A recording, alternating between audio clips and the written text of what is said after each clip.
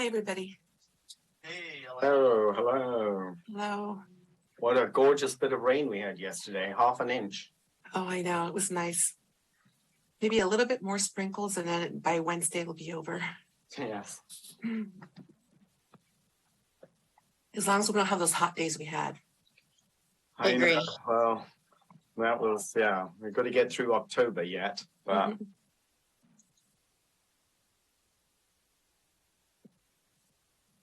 So we have 3 of us. We need 2 more. Commissioner Murphy or Commissioner Savage, has anyone heard if they are not attending tonight? Commissioner Savage is not attending tonight. Okay. He had a pre-planned trip before he joined the commission.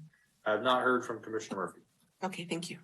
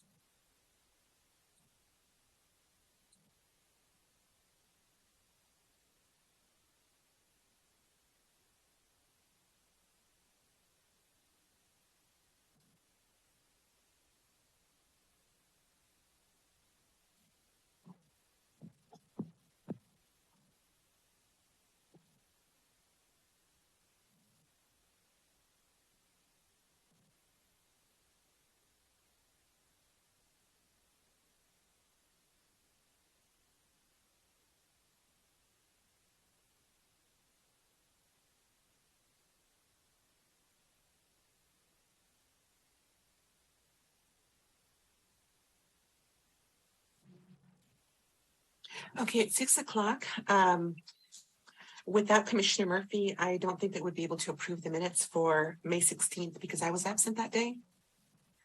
But I think with 3 of us, we can probably move forward with the meeting, correct? That is correct. Okay. Okay, we'll go ahead and call the meeting to order. Can we have a roll call, please? Commissioner Murphy, Commissioner Moore, Here. Commissioner Savage, Vice Chair Hancock, yeah. Chair Lemus. Here. Thank you very much. And then we'll move to approval of the minutes. So for the first meeting of May 16th, I was not here, and with only 2 here, we're meant to move that to the next meeting. Okay. But for the meeting of July 18th, I think there's enough of us here that we can approve it. Does somebody want to make a motion? I'll move to approve the minutes of July 18th in the Planning Commission. Mukatari. I'll second it. Okay, thank you. And then can we get a roll call, please? Commissioner Moore, Yes. Vice Chair Hancock, Yes. Chair Lemus. Yes. Thank you. And next item is, have there been any changes to the agenda? No changes, Chair Lemus. Thank you very much. And what about oral or written communications? Is there any additional oral or written communications? I'm not aware of any. Autumn, have you received any comments since the agenda was published? No, I have not. No additional oral or written communications have been received. Thank you. Okay, so we'll move into the matters at hand. The first one is a public hearing on the WNRF ordinance. And there's a resolution for us to review. So staff, I think there's a presentation on that. Yes, Thank you. thank you. Good evening, Chair Lemus and members of the commission. We have here for you tonight, first item is consideration of a resolution recommending that the City Council adopt an ordinance to create WNRF standards to allow creation of WNRFs in new private development projects. And as you know, next slide, please. It's raring to go here.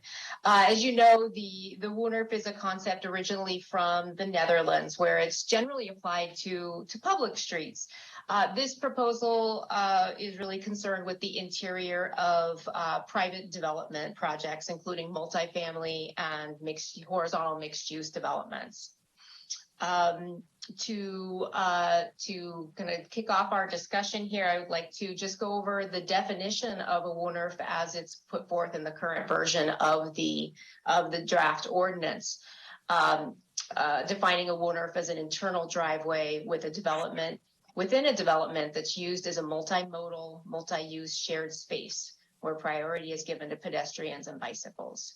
Motor vehicles are considered guests in a WNRF, and as such are subject to traffic calming and reduced traffic or speed limits in order to force drivers to reduce travel speeds and drive with caution so that all users feel welcome and safe.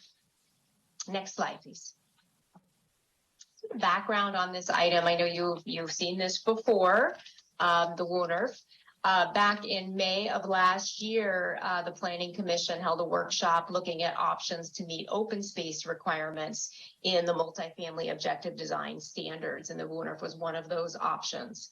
At your public meeting in June of last year, the Commission voted to recommend the standards, including the WNRF, to the City Council. The City Council held a public hearing in August last year to look at the design standards and discuss the WNRF concept at length. Moving it on to the next meeting in September. Next slide, please. So they picked their discussion back up in September of last year. And at that point, this is prior to my being here, but my understanding is that they liked the WNRF idea so much that they wanted to kind of carve it out of the objective design standards and have it as a standalone standard for multifamily projects.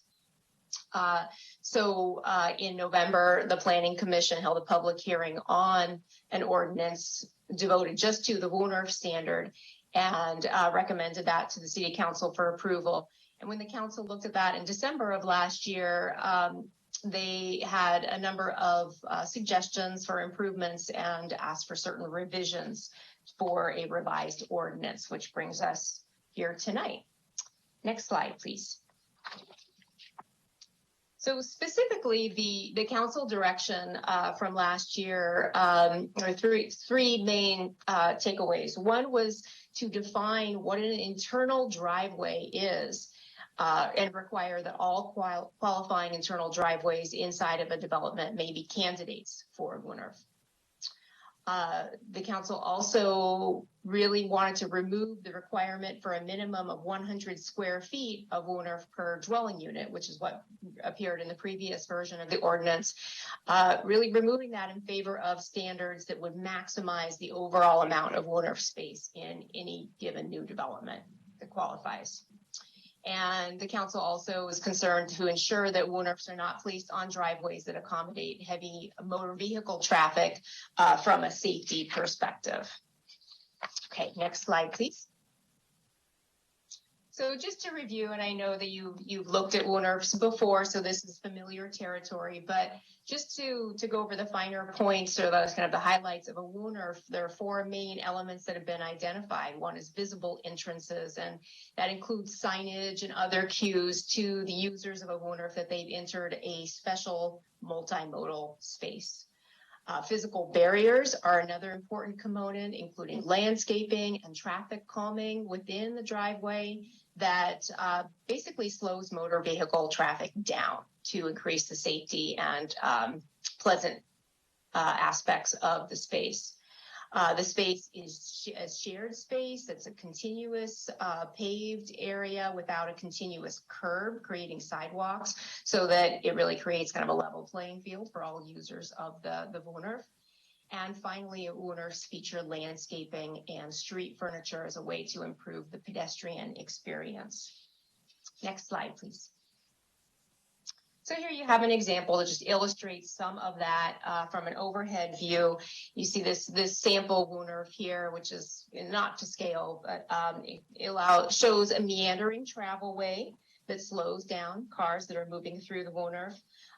Landscaping elements, parking is included as traffic calming here, kind of creating those little meanders. Street furniture and lighting are included.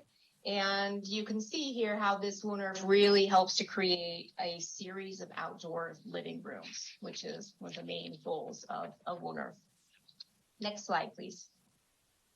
It's another example. It was noted last year in presentations that the Woonerf concept is still rather new for the United States and hasn't necessarily been implemented widely or particularly in the manner that you might see it in Europe. Here's, I believe this is Santa Monica. And you can see this is something approaching a Woonerf, although it doesn't have the meanders. So, you know, it's sort of a straight ahead view for the car. So the traffic might be a little bit fast here. Okay, next slide. And here's another example, conceptual drawing of a residential development proposed within the United States. I'm not sure where. Okay, next slide, please. Okay, so we're getting into the real substance here. So just following on the direction from the council from December, here's some of the key revisions that we've included in this new draft of the ordinance. Internal driveway is defined within the ordinance, and that is a private driveway, access way, driving aisle, street, or alley within a single development that provides motor vehicular access to that development's structures, parking areas, and or other features or amenities. With bridging from that definition, all internal driveways within multifamily or mixed use, horizontal mixed use developments are candidates for Woonerfs with the goal of maximizing the total amount of Woonerf space within a given development. And again, that's to replace the minimum that we previously had of 100 square feet of Woonerf per dwelling unit. Woonerfs would not be placed on driveways where there's heavy traffic, and that's motor vehicle traffic, and that's defined as more than 100 or more vehicular trips during the evening and afternoon peak hour. And Woonerfs should be designed, developments really should be designed to reduce the occurrence of those heavy traffic driveways and the opportunities for cut-through traffic, and to maximize the opportunities for Woonerfs. So in this way, the Woonerf standards will really drive the layout of potential new projects. Okay, next slide, please. Okay, some of the other standards, most of these are, you know, from familiar from the previous version. There's a few little tweaks here and there that I'll mention. The Woonerfs will have a clear and distinctive entrance and exit with signage, a change in pavement to indicate a new shared space is being entered, and traffic calming features. Each Woonerf is required to have a transition zone, which is the zone for allowing vehicles to essentially slow down as they enter the Woonerf to come to the speed limit of 8 miles per hour. That transition zone would be 20 feet coming from a standard street. An arterial with faster traffic would require a 60-foot transition zone. We have 3 arterials in Cotati, the streets that are classified as arterials by the general plan. That's East Cotati Avenue, Old Redwood Highway, and Gravenstein Highway. All of our other streets are non-arterials or collectors or local streets. Woonerfs may accommodate one-way or two-way motor vehicle traffic. They need to be placed in close proximity to the residential entries and common areas of the development. traffic calming measures should be placed no less than 100 feet apart along the Wooners. And previously that was 160 feet. So we're looking at placing those measures a little closer in order to further the goals of the Wooners to slow traffic down. The minimum length of a Wooners is 60 feet. The maximum length was previously stated, I believe, at 300 feet. We've eliminated that in this proposal, basically based on the idea that the design of the development and the Wooners will actually drive the allowable distance for a Wooners. There's a lot of things that need to be fit into a relatively small space. These projects may not be particularly big to begin with, and so we're thinking that the maximum length will sort of filter out what is safe and reasonable, will filter out through the design process. Okay, next slide, please. Okay. Some more standards. So the width of the Wooners may vary. At a minimum, the space for a motor vehicle to pass through needs to be 13 feet. And now we are including the idea that there also need to be passing bays so that vehicles can get by each other in the case of a two-way Wooners without requiring a really wide roadway.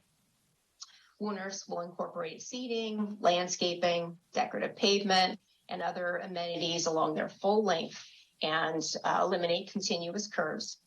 A new standard we're including here is that the seating should be provided at least every 100 feet along the Wooners. Bicycle parking will be provided per the code and the bicycle pedestrian plan. So parking is allowed for autos within the Wooners. We do have included a new requirement that needs to be at least 35 feet or more from entrances to avoid potential conflicts with other cars entering the Wooners. And finally, and this is sort of the big one, that emergency vehicle access needs to be provided in every Wooners. And so the design will be vetted by the fire marshal for each potential Wooners and will need to be designed so that emergency vehicles, fire trucks can get in there. Next slide, please. Okay, that brings me to our recommendation. The Community Development Department recommends that the Planning Commission hold a public hearing and consider adoption of a resolution recommending that the City Council introduce an ordinance that would allow for the development and regulation of Wooners as part of certain new private development projects. And then I'm available to answer any questions you might have. Thank you. Thank you so much, Autumn. That was a lot of good information and a lot of clarifications, especially since we have been seeing this item come back in front of us a few times. So I'm going to open it up and see if there's any questions first from the commissioners. Okay, so let's go with Commissioner Moore.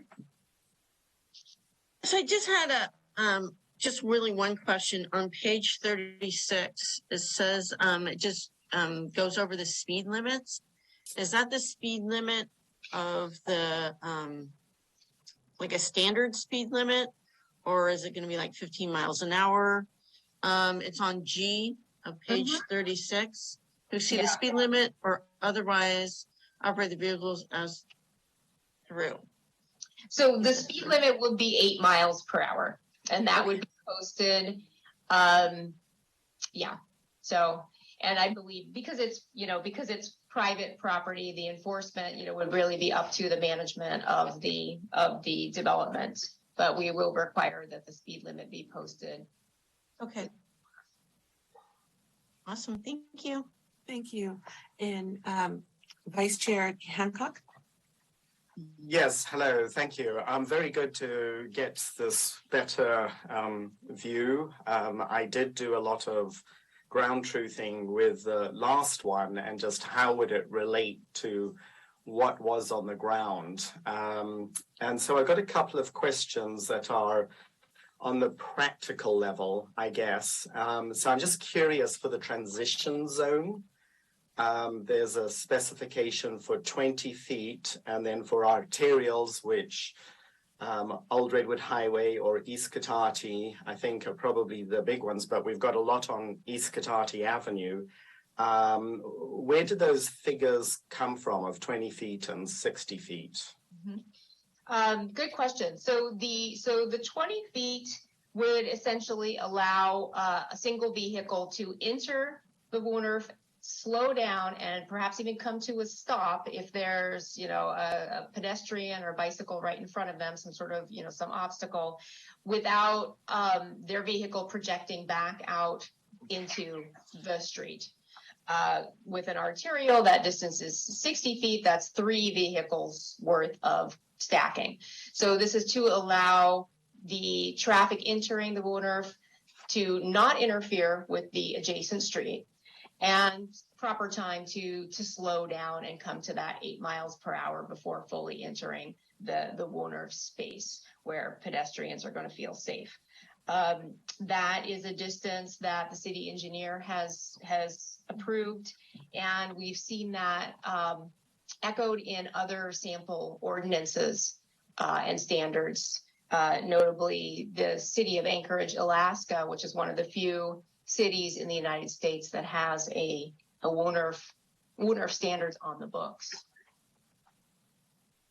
Thank you. So, one of the issues that I think comes up with this is just, are we requiring there be more asphalt? I mean, it just seems like every time we go through some of these requirements, we end up with more asphalt. So that aspect of, 20 feet, which seems reasonable coming in, but 60 feet, I just think that's a fairly unreasonable number, particularly based on looking at what's on East Cotati Avenue right now. So I don't know how to flag this, but, when we have a look at some of the values that are already out there in Breen Way, I guess just some of the ones. So anyway, I'm just flagging that out.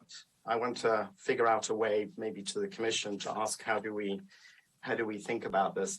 The second aspect is, what out of what this ordinance is proposing, where would we think it actually apply if the current, just to give ourselves an idea of what this would look like, but out of the current development that's already been done around Cotati, I'm thinking Metairie Way Circle, which has actually 2 loops in it. It seems like it's a standard development, but it has a second loop at the back that is smaller, and it seems to fit very nicely into this. But is Metairie Circle something that would have attracted this ordinance? And there's a whole bunch of other ones that I've also looked at in Cotati, but I just wanted to throw that out.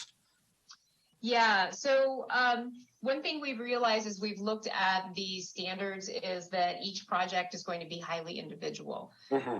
So, we, at least at this point, any development that comes forward from this, if this is adopted by the council, any multifamily or mixed use development will be scrutinized for the inclusion of Woolnerf. And so, a number of the projects that have been built over the years could have been candidates for the Woolnerf, and, and could perhaps accommodate a Woolnerf within the development. One of the limiting factors, of course, is that minimum 60-foot length of a Woolnerf and that transition zone off of the street, be it 20 feet or 60 feet or, whatever we end up with. We also need to make sure that the Woolnerfs are placed near entrances to developments so that they are actually used by the residents. And then, of course, we have the emergency vehicle access as well to contend with. So all that is to say that with each given development, we're going to be having to look at it with fresh eyes. As I mentioned earlier, too, one thing to keep in mind is that these standards will end up driving the design to a certain extent. So when a developer comes to the city, with a proposed project, we will say we have these Woolnerf standards, and this is what they require. We need you to look at your site plan in a way that you can accommodate the WUNRF to the extent possible. And our goal is to maximize that WUNRF space. So, just to, I mean, I realize how the system works and appreciate there's some difficulty in sort of, in a sense, having a look at a retrofit, but Materi Circle seems to fit the idea, seems to fit the general concept of what this would be about. So it's generally, what is this definition of a private driveway? There are a number of private lanes in Cotati, from Cotati Lane to Greenleaf Lane, I think, and even there's some other places that are defined as private lanes. So is Materi Circle, would that be considered? It's a self-contained development. It has this ideal sort of meanders. It has spaces that are there, but it doesn't have the 60 feet where you would come off the road. Would it meet the condition? Is it a private road or is it a public road at this point? I don't actually know if Materi Lane is it sounds like it's probably a private road. No, do you? Materi Circle. Materi Circle is a private lane, private road. Okay, so it's actually not marked out, which other places like Marsh Way is marked as a private. It's very confusing getting out there, but it's, the ground truthing of this is amazing to look at. So with Materi Circle, with its easy entrance and a one-way, it seems to meet every condition of this except for the 60-foot. So anyway, I'm just asking. It doesn't meet the 60-foot, I don't think, access off the road, but it's a very easy pull-off. Mm-hmm. Yeah. So just to clarify on that, so I mean, staff hasn't done the analysis to see if it would be a candidate or not, but just to clarify on the 60 feet. So the idea is the first 60 feet of pavement as you enter the development off of East Cotati would not be a WUNRF. The remainder of the whole circle could be if it met all the other criteria. Right, so that could go there, but there's a 34 5-foot, but no parking spaces start, which is really the beginning of the WUNRF. Mm-hmm. So where is 60 versus 35? I mean, I think 35 is a more realistic. I just don't think this, without being a traffic engineer, but with being an engineer, other type of engineering, just looking at the way vehicles pull off, it just seems to be fairly excessive and requiring more pavement. But, maybe in that flexibility there, if it's a flexible 60 feet, that could be interesting. I could certainly go out there again and measure it. I've got my measuring instrument out there, my rod, and checked out some of the distances just to figure out if they are deep. I think that's the extent of my questions on the detail. I definitely think it's very nice with the combination of encouraging the developer to think of it and the pavement. So I like those, but I'll hold more of my other comments till later on. But those were the detailed questions I had. Thank you. Thank you so much. And allowing, I think, the other commissioners to go forward helps to answer some of my questions, because some of my questions were answered. But I also am thinking about what Neil just said about the entry, because when I saw the 20-foot and a 60-foot entrance, I also kind of had a question, because I'm next to Materi Circle, and even mine, even though it's not as big of a complex, it feels like it's not a 60-foot entrance. And then there's, some parking and housing and the front of the houses. So I don't know if that, was there like an analysis made to determine 60-foot entrance, or is that something that can be further reviewed? It's just a question that I have on that.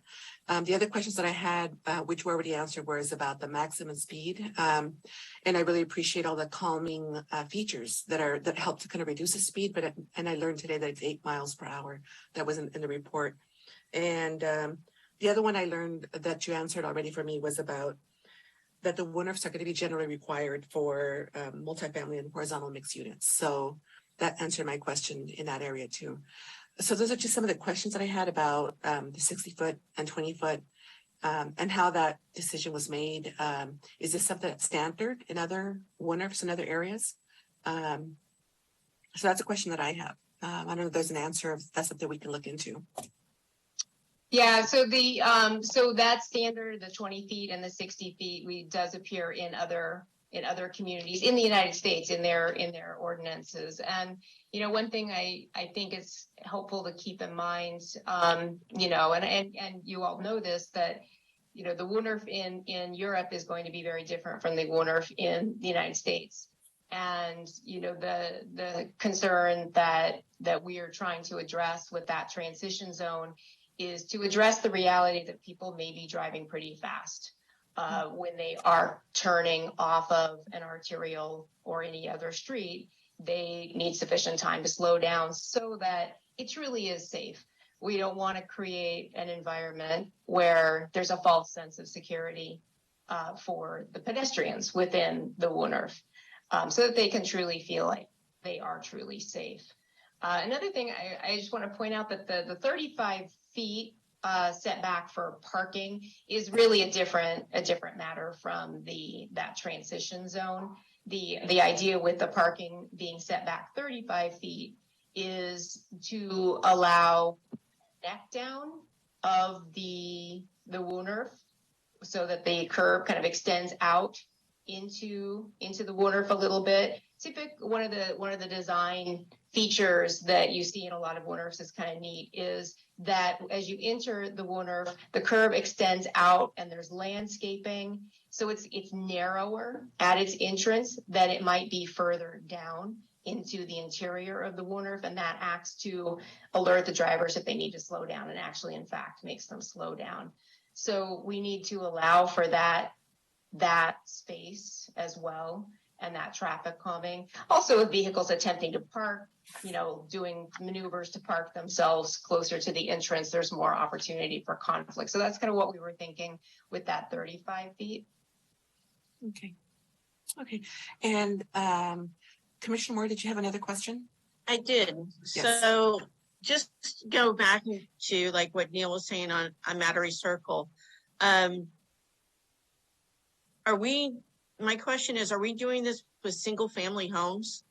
Because that mostly is single family homes in that complex or in that neighborhood.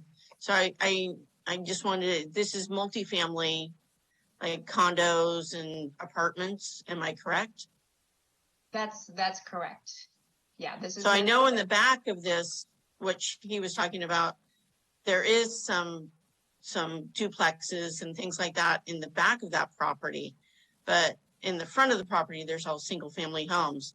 So my other question is, if we did do a mixed use of something like this, say,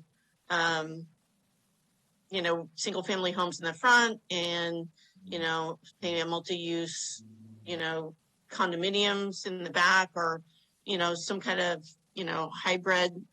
I mean, I know we looked at something like this actually when we, long time ago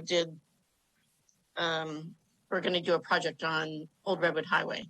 So anyways, I mean, just throwing it out, kind of like, if we did do something mixed like that, would we look at a WUNRF to kind of incorporate something, or does it have to be one or the other? In terms of a multifamily versus a single family development? Well, I'm saying if it was both. So okay. Mattery Circle is both. Mm-hmm. And you go all the way in the back, there's another circle around in there that was incorporated that has multifamily in there. Yeah. So I'm just saying, is it something that we could play with if we had some project like that? Yeah, I would say so. And, it might be something where, the first portion of the development closer to the street, adjacent to the single family homes, would not be WUNRFized, but maybe further back into the development alongside the duplexes, it would work better. We'd be able to fit those standards in there. Awesome. Thank you. And now we have Vice Chair Hancock has a question. Yes, well, to follow on a little bit from Lisa, just, what I'm reading by this is that it's the definition of if there's a space for an internal driveway, isn't that what's controlling it?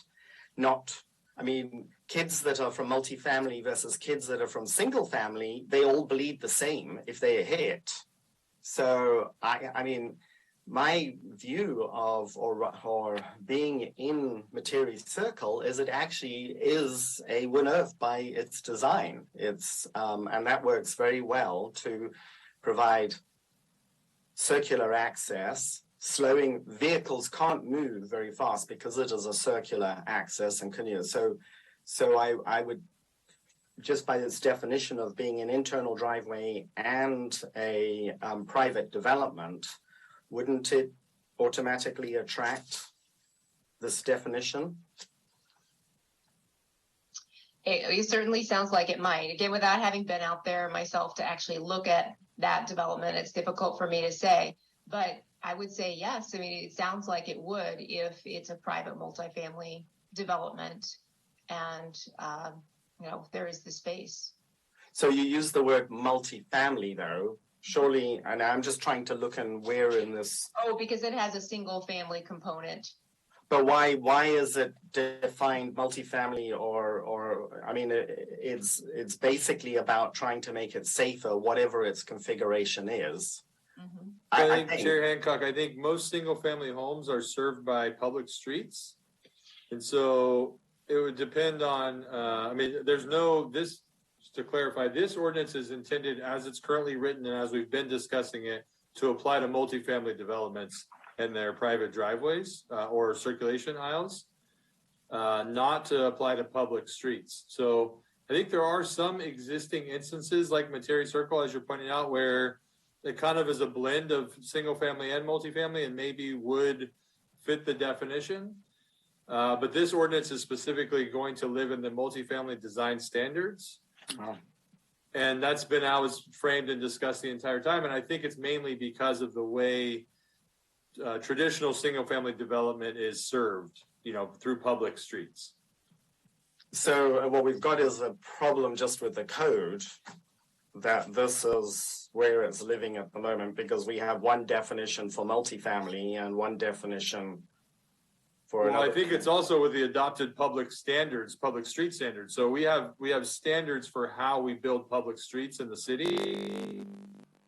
And this does not fit anywhere near those adopted policies and standards. So it'll be a different conversation for the city council to tell essentially us and the public works department to amend the city's street standards to create a WNERF standard. And you can imagine trying to, turn certain streets that are public into a WNERF or even allow them to function as they do today as a WNERF. They don't accommodate circulation, which vehicular circulation, which public streets are primarily utilized in that way in traditional development patterns. So it's a good conversation, but I really want to challenge that we're after a safer environment.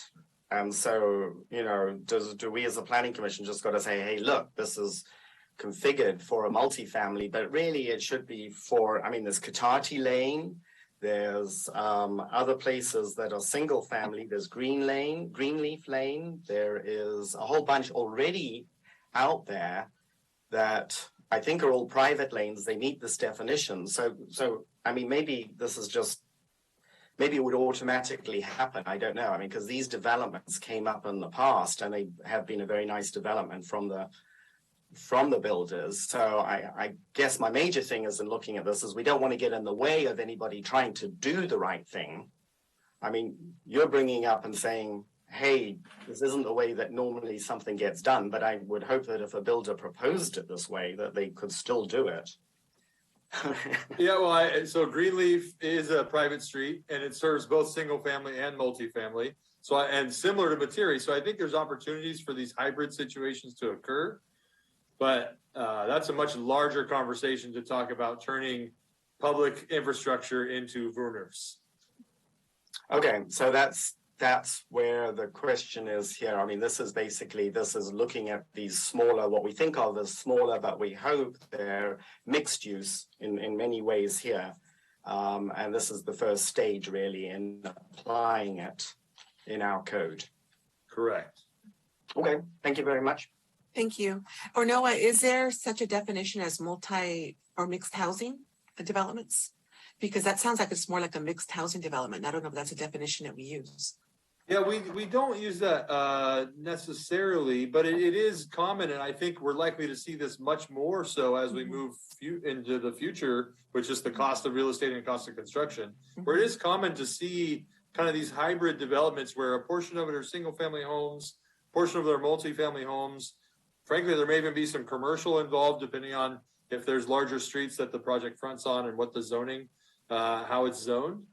So I do think Vice Chair Hancock's point is well taken, and we are likely to see that. And so, to your point, or to the point, we do want to allow and accommodate VUNERF type infrastructure to be put in. And I think, Associate Planner Buss touched on this because the direction and the policy, just living in the code, as we have these conversations with developers and they move forward the project, we're going to point this out and we're going to say, look, our planning commission, our city council have expectations that you look to maximize opportunities for VUNERFs to be built into your project design. And so we will be having those conversations. And I mean, a lot of folks have never even heard this word before. So I'm imagining having some really interesting conversations with developers. But I do think it will, to the point, kind of move the needle in the perspective and how the expectations are framed with regards to some really true multimodal development. So bicycles equals pedestrians equals automobiles. Okay. Thank you so much. And thank you everybody for this real robust conversation. So we're going to go now to the public and see if there's any public comment on this topic. To our attendees tonight, please use the raise hand icon to speak, or if you're dialing in, use *9.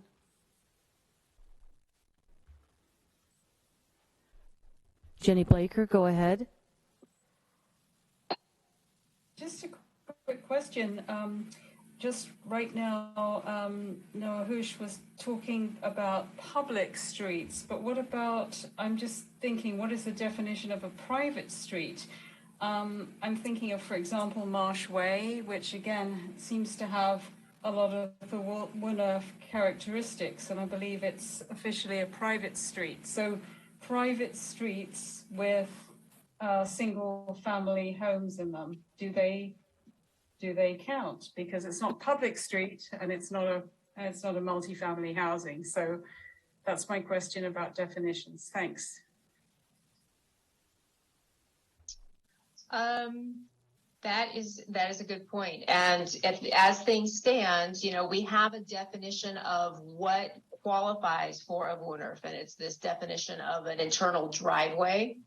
So we stepped away from defining a WUNERF in terms of a street because we want to kind of create this new concept of a shared multimodal environment. So we are defining what qualifies as a WUNERF in this draft ordinance as being fully contained within private property. Okay, and then further being a driveway or an access way or an aisle, basically anywhere where you might find a motor vehicle moving is what we're calling a driveway. So in this case, that would not necessarily preclude a street like Marsh Way from becoming a WUNERF potentially. Again, as we've stated, the ultimate design of a development like that would probably be different when viewed through the lens of the code with this proposed WUNERF set of standards. That might look different. It might not look like a typical single family subdivision street. Thank you. Yeah, thank you so much. Do we have other public comment? That will end public comment, Chair Lemus. Okay, thank you. So at this time, I'll bring it back to the commissioners and see if there's any additional questions or clarifications before we go to the resolution. And I did have a question about the resolution, but any commissioners have any questions? Vice Chair Hancock? So I guess not so much a question, but just pointing out that the internal driveway, reading it, a private driveway, accessway, driving aisle, street, or alley. Should that also include lane, or is street a sufficient definition, sufficiently inclusive definition within that. A question, I guess, to staff. This would be on section 7. You can believe it, I haven't committed it to memory. Well, very much appreciate all of the redlining on here. Very much helpful to. It's a lot of red line. Good. Yes, I mean, I was viewing that as fairly comprehensive, but if the word, adding the word lane is going to help us further zero in on what we're talking about, then that makes sense. The other question on that, maybe I should have brought up earlier, there's a reference to the speed limit applying to, I think, bicycles and motor vehicles. And I'm just wondering whether or not we shouldn't be putting in there any wheeled vehicle / motor vehicle, because there are people who have got everything from scooters to other things. So a sort of a bit more of an inclusive definition in these areas of essentially, please mind that it could be pedestrians in there when you're skating along. That's an excellent suggestion, especially in terms of the the motorized scooters and bikes that we're starting to see around town. So yeah, skateboards, scooters, rollerbladers. Okay, so we can, yeah, that's a good change. Can add that. Thank you. I had my first experience on a Lime scooter in San Francisco this weekend, so that was exciting. So, any other questions? Okay, so then we'll move on to the resolution, but I just had a question for staff. The title was on there twice. Should it be there twice or just once? It should be there once. I'm not sure what Okay. happened there, but Thank yes, you. we'll remove that. Could I make a motion with some changes for the Planning Commission to consider? What changes? So it would be adding that word lane, section 7, adding that we would have all wheeled devices instead of bicycles. And I think that they should sending it back for consideration on the 60-foot. Can there be? I don't agree on the 60 foot. I'm not going to sign off on that one.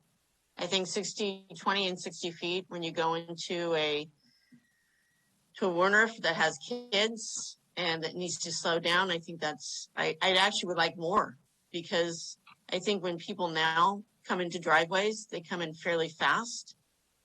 And I see it in Oliver's all the time, people turning off and to go into a driveway, and they're coming off East Cotati and they're going fairly fast to turn in.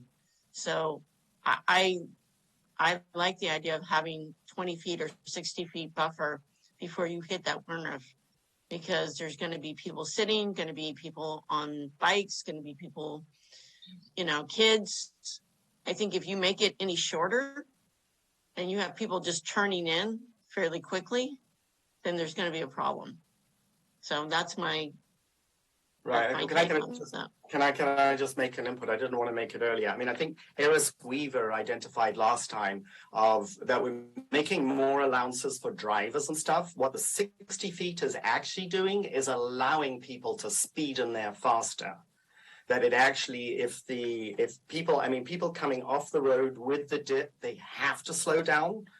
But by requiring 60 feet before they hit, the wrong word, but before they have to take into account a Winnerf-like feature or a chicane. That was a nice word that was actually being used, a new one for me.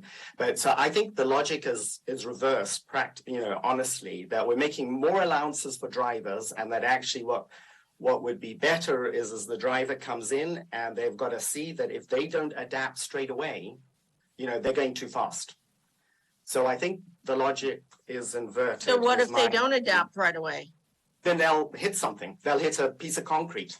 That's what you actually have in there is that they are going to look at something and say, if I don't adjust my driving, and people learn stuff. I mean, you see this with Old Redwood Highway with a new structure in Highway 116, the way that they were very hesitant to begin with, and then actually learned to speed up in there. But people will say, hey, I'm coming in here, and boy, I've got this little extra space to speed in, and that's a space that could be kids could be playing in because it's available, and there isn't a car in there isn't a vehicle in there 99% of the time. And I mean, I think this is a driveway, not an access like Oliver's parking area where you've got a fair amount of space. But in all of these, we have this dip that goes down, and then often there's this steep up, which is designed that if vehicles hit that too fast, they'll be bumping their back end. So everybody learns really to slow down on that. And by allowing 60 feet, we're again just giving drivers more permission to be fast. That's my opinion, my observation about the space. So it's a little bit reverse sometimes. You know, we're making more allowances all the time for compensating for drivers rather than saying, hey, let's put something at 30 feet, but give it a little bit of extra space because it is coming off a faster road, but they should be slowing down to get on that, which is good for the traffic. I mean, they're still supposed to be going at 30 miles an hour or 35 miles an hour. They slow down to pull into something like Materi Circle and all the other circles off there, and then they've really got to slow down even more, which is not that much. So I think we really, you know, it's far better to actually have a something that's a necking in the road, or like in Materi Circle, it actually does a turn. I mean, I'd have to go and have a look at Materi Circle again to see if it meets the 60 feet, but it really is pretty nice. You should get out there on Materi Circle and just I helped do that project, so I'm pretty aware of it and driven it quite a few times. Right, or drive it. I mean, I'm really impressed with it as that Wynerf-like structure, and it's just, you know, that transition zone, I think, as it comes into a private property, needs to be short. Don't compensate for the fact that people are coming from a bigger road. It needs to be more exacting. Well, commissioners and Autumn, what about, what other options would there be? Like, is there intervals, like maybe not 35 or 40, but 45 or something like that? Are there those type of intervals that we can consider? Or is it a straight 20 or 60? Well, so the 20 or 60 is, you know, looking at the different types of roads. So it sounds like the concern is really the 60 feet for the arterial. You know, we haven't explored shorter distances. That's, you know, the primary concern is really on safety for all users, and, you know, including, you know, children who may or may not be able to keep themselves within the bounds of the Wynerf. You know, another thing I want to just point out again too is that the distance is for slowing down, but it's also for stacking of the vehicles.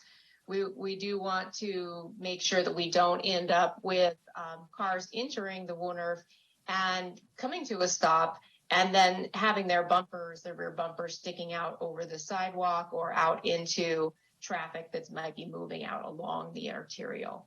So the distance is slowing down. It's also that buffer zone for vehicular stacking to, you know, to avoid basically a collision. And then the signage would start at the entrance of, even before the 60 feet starts, the transition? Yeah, the idea is that the signage is at the entrance, and then we have, what's really important within a Wynerf is the visual barrier. So the signage is one thing, you know, the speed limit is one thing. They're meant to be designed physically to give drivers the impression that they do not have space to hit the accelerator and drive quickly. And that was one of the issues with that slide, the picture I showed of Santa Monica. You know, it's a straight shot. The idea is to have these meanders with visual barriers so that when a driver encounters the entrance to the Wynerf, they look up ahead and they don't see the road the whole way. What they see is a projection of landscaping, seating, a parked car, you know, some distance out, that 35 feet. Something that shows them you cannot accelerate, you have to continue slowing down. And so, you know, the signage is just a part of it. Okay. It may be helpful if we include, so to your point though, maybe we need to include a standard that the signage precedes the Wohnert a certain distance. So that Especially with the 60-foot, that would be safer, I think, especially with the 60-foot entrance. That way people would know what they're encountering. yeah, and some further cues, you know, can be helpful. One thing that we have happening in the Wohnert is the transition to different pavement, and as another visual cue. So it may be, you know, and this is not something we have now. Maybe what we need to say is that we're extending that requirement all the way out through the transition zone as a further cue to the drivers that they're entering a different space. Okay. Well, thank you. I like that clarification. And if the planners would consider that, you know, in the plan moving forward, I would be fine with it. So can I just bring up one of the traffic issues? I mean, I think traffic arrives statistically. And so we have a really good feel for what that means, but certainly, you know, trying to design for having too many, you know, the worst case, that's what's ended up with giving us all of this extra asphalt, which is extra expense and is bad for the environment and all the runoff and stuff. And it's this very tentative idea that maybe it would prevent a fender bender, but practically speaking, what happens is people speed into it. So, you know, they've got a little bit more. So anyway, just that's my thing. I mean, if Lisa really feels strongly about it still, I mean, maybe you should make a motion on that. And I just would like it to be considered, that's all, you know, to go forward and ask, is that 60 feet? 3 times 20 feet. So 20 feet is a car length. And now we're saying we have to design for 3 cars all getting across, you know, coming in, and 2 cars seems an absolute maximum, but statistically seems to me 1.5 cars. That's just, you know, an engineering approach to it. But I don't know. That's if you still feel strongly, Lisa, about that, then I'll. I mean, I know I lived on Marsh Way for a long time, for years. 13 years I lived on Marsh Way. And when there was no development there and only the apartments, and then there was development and people do race in there. I mean, they turn in and there was kids on either side playing on that street back and forth. So I've lived in 2 developments in Cotati before we bought the house. So I've seen the amount of traffic. In fact, that one of the best things actually was Kingston Way, because you had to go up the hill and you had to go slower because it was up a hill. And so, but you know, I mean, that's neither here nor there. But the other one was a kind of a straight shot off of East Cotati. And people did kind of barrel through there. Believe me, there were many times I said to somebody to slow down because there's kids in here. So, you know, I don't know the exact answer on that because there is no traffic calming on that street. Marsh Way, you mean? Yeah, Marsh Way. Well, there is at the bridge. At the bridge, which is probably 100 feet back, that is effectively, that's a change of pavement. I mean, it sort of works nicely, Marsh, because you can't see, it's an S curve, but there isn't that immediate indication that you're entering the zone. It's more 100 foot back, I think. I'm guessing at that, but it's definitely way back where suddenly the bridge changes with the pavement and it's more of a chicanes, nets down. Yeah, and at that point, I mean, those were the newer houses that went in, the single family homes that went in there. So, you know, obviously was a change for the neighborhood, but the other places that are there for the apartments and the condos across the street that went in first that had lots of kids. So and what I'm saying is that if there was traffic calming there, I mean, people, even when they came into that thing, they still sped up a little bit. They didn't slow down all the way. So I don't know what the answer is on, I mean, I think it is a question of how do you traffic calm people coming in from something off the street and saying, hey, this is a neighborhood, or you need to slow down, or we're having a Woonerf here and you need to calm yourself down because there's going to be kids playing. You know, I don't know if it's more pavement or if it's less pavement. So, you know, I've only seen Woonerfs when I was traveling in Europe. And so I don't know the answer.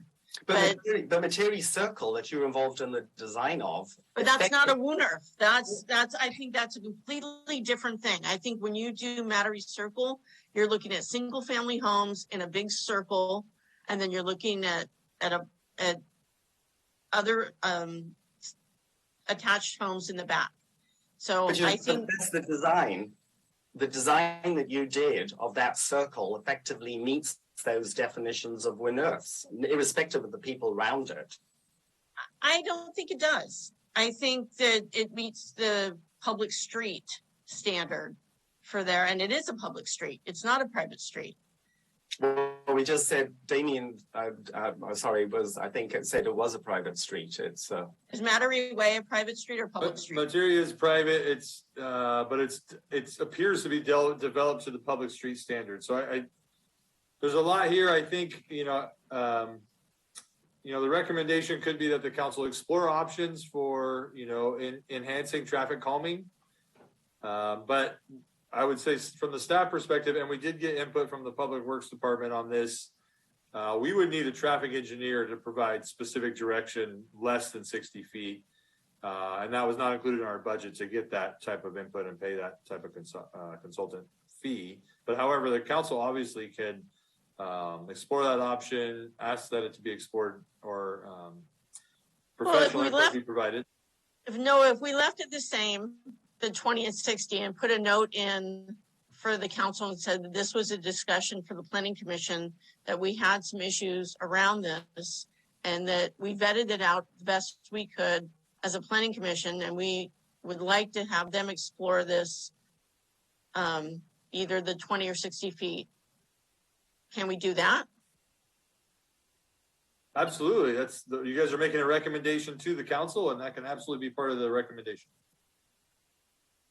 Would that be something, Neil, that you'd be agreeable to? That we would just, Yeah, no, I mean, I would say 20 feet and just question, what could the 60 feet, what is a reasonable value for that 60 feet? It's just the question here was 60 feet seems unreasonable or unreasonably long for going into an earth, just for all the reasons you identified, like on Marsh Way, that people speed into it. Whereas if you got into Marsh Way and just, there was a necking or some sort of indication that, hey, you've got a one-way system at that point, which has been used all over, some form of Woonerf sort of element to actually get everybody to think, I just can't get into Marsh Way and then speed up till I get to the bridge and then slow down or whatever, or then be more cautious. So that is exactly what I was sort of thinking we should question with the 60 feet. So I would agree with that. I would sign on to that, just to leave it in there, but also just put something that we went back and forth on it.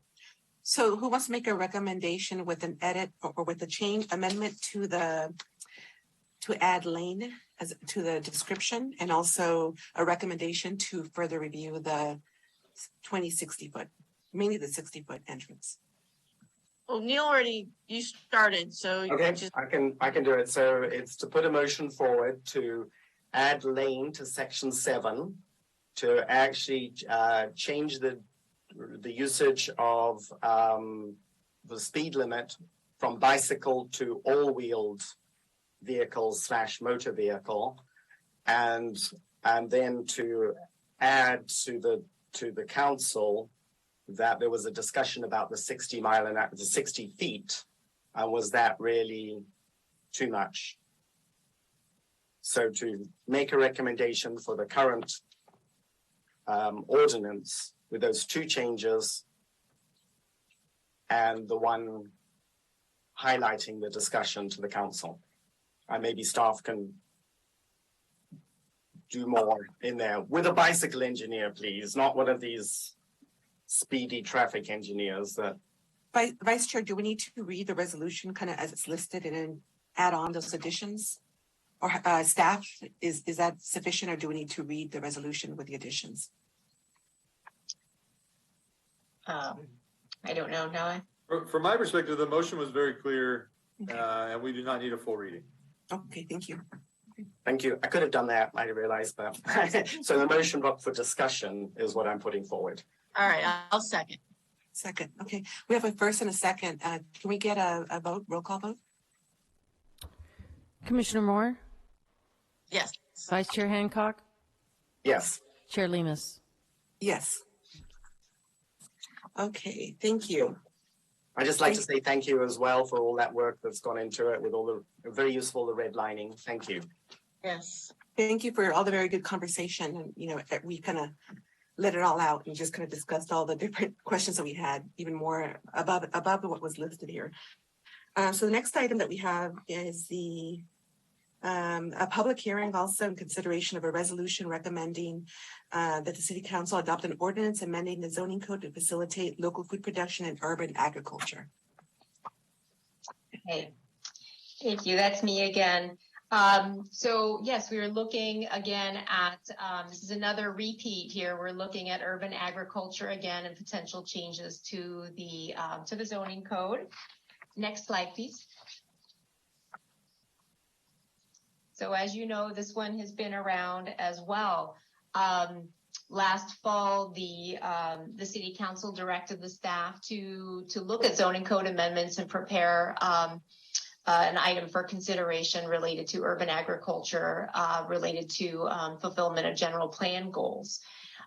In March of this year, the staff prepared the proposed urban agriculture ordinance version 1 and brought that to the Planning Commission for consideration, which you then recommended on to the City Council for adoption. When the City Council looked at the first version of this draft ordinance in March of this year, they found that there were a lot of pieces that did not work for them, and they asked the staff to prepare a workshop for the council to hear more community input and look at some different strategies to approach what Cotati needs. That workshop took place in June of this year, and we got really a lot of public input at that meeting. We had many public comments, many speakers, and a lot of good direction from the council, which I will go into in a moment. Next slide. Before I get to what the council provided to us, I want to just go over what our current zoning standards are that relate to urban agriculture. So as things stand right now, home gardens are permitted in all residential zones as an accessory use. Commercial crop production, the land use, is allowed with a use permit in the rural residential district, and that's really the extent of urban farming as things stand. Produce stands, which are accessory to a crop production land use, are allowed with a use permit in the RR district, and those can be up to 400 square feet in size. They're still of a temporary nature. Community gardens are allowed with a minor use permit in all of the residential districts and the open space and recreation or open space recreation district. Up to 20 chickens are allowed per property in residential districts, and those are allowed by right for non-commercial purposes. One can apply for a minor use permit to have over 20 chickens, and roosters are allowed only in the RR district, and I promise we are not proposing to touch that. Okay, next slide, please. So the council had some very specific direction for us. The most important piece, I think, is the most salient piece, is to develop an alternative to the crop production land use, kind of a complementary, smaller scale agriculture use that would be appropriate, that could be appropriate in any residential district. Further, the council wanted to create standards to reduce the potential impacts on nearby residents from any agricultural use in the city, and to increase the noticing to make sure that neighbors know what's going on when a permit is required. And finally, the council was very favorable towards small scale sales from on-site agricultural operations, and not just produce, but also eggs and cottage foods prepared from produce made on-site, produced on-site. Okay, next slide, please. Okay, so getting into how that translates into the provisions of this new version of the draft ordinance. Again, this idea of a small scale agricultural operation being allowed is contained in the draft ordinance, and we're calling it the market garden land use. It would be permitted by right in all residential zoning districts. One of the primary concerns is noise and use of mechanical equipment. So we're proposing that any mechanical equipment that's used in the market garden operations would be residential scale only and would be limited to certain hours. And there is an exception that we're providing potentially for 3 days a year for more equipment that would be for site preparation activities only. The size of the operation would controlled, set at a ½ acre for cultivation area within 5 foot and keeping to 5 foot property line setbacks. Dwelling unit would be required as a primary use on any site where a market garden was happening. In addition to being able to grow produce for commercial purposes to transport off the site, the council was favorable towards the idea of an on-site garden stand, so that these market gardens would be able to sell produce from their site out of the public right away, in their yard. These garden stands would be really small. They'd be 100 square feet maximum in size, something with a table, an umbrella, table and a pop-up. They would be short-term, 2 days a week. 9 a.m. to 7 p.m. and they would need to be cleared completely out of sight, out of the sight of the public when they're not in operation. 2 parking spaces would be required for the operation of a garden stand. Those could be on street as well as off street, depending on the space that's available. Next slide, please. So in addition to creating this market garden use, we also looked at the crop production land use and are proposing to extend that beyond the RR, the rural residential zone, to be allowed in the residential very low zone and the open space recreation zones with a use permit, just like in the RR zone.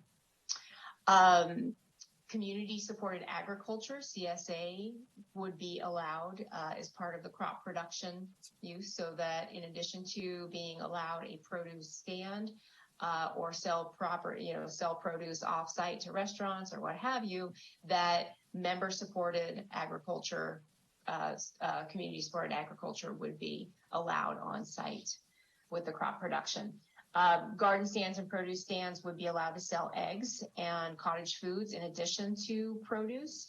That would require removing the prohibition on commercial hen keeping, but the limit would remain 20 hens per property.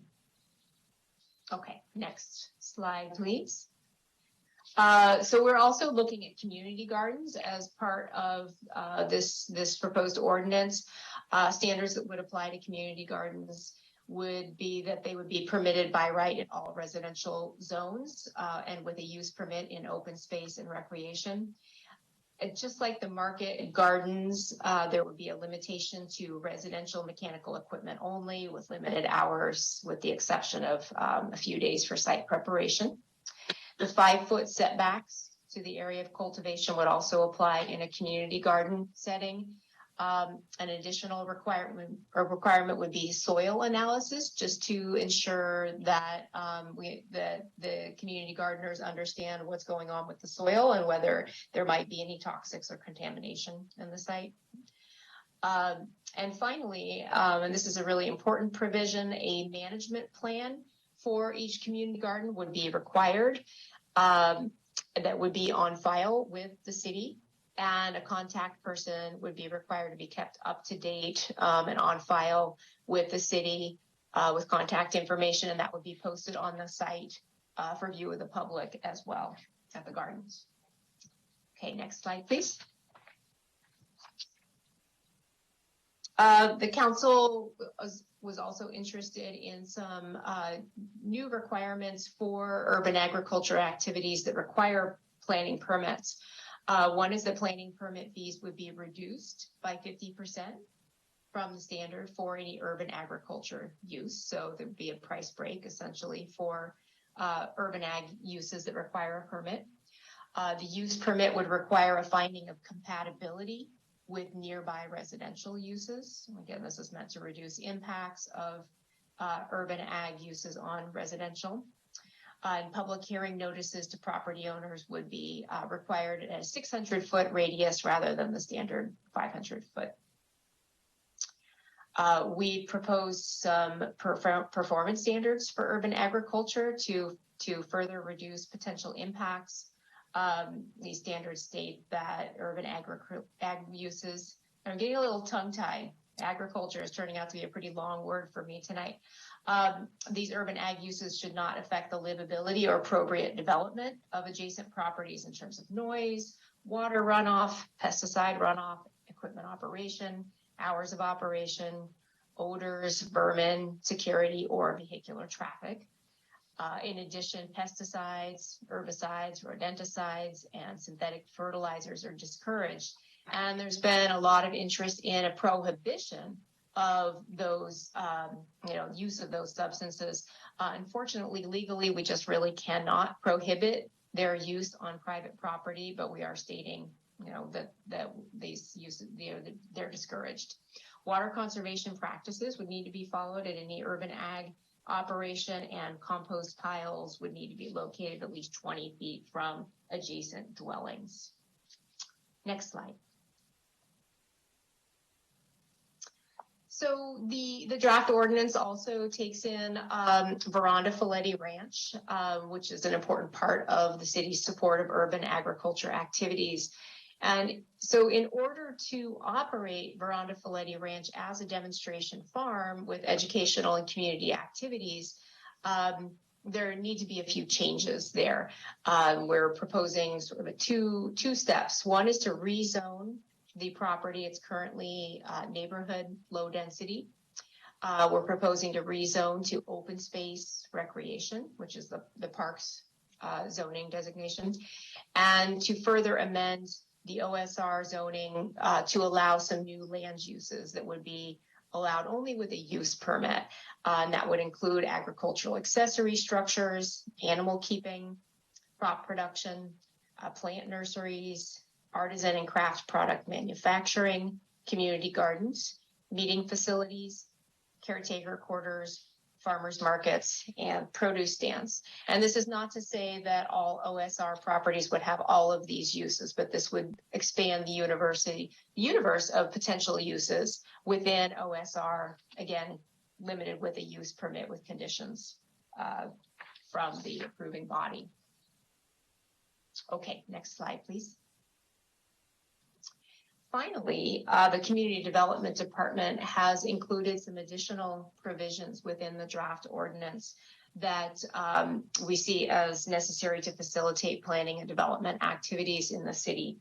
The first of these is to increase the allowable height of a residential accessory structure with 5-foot setbacks from 10 feet to 12 feet.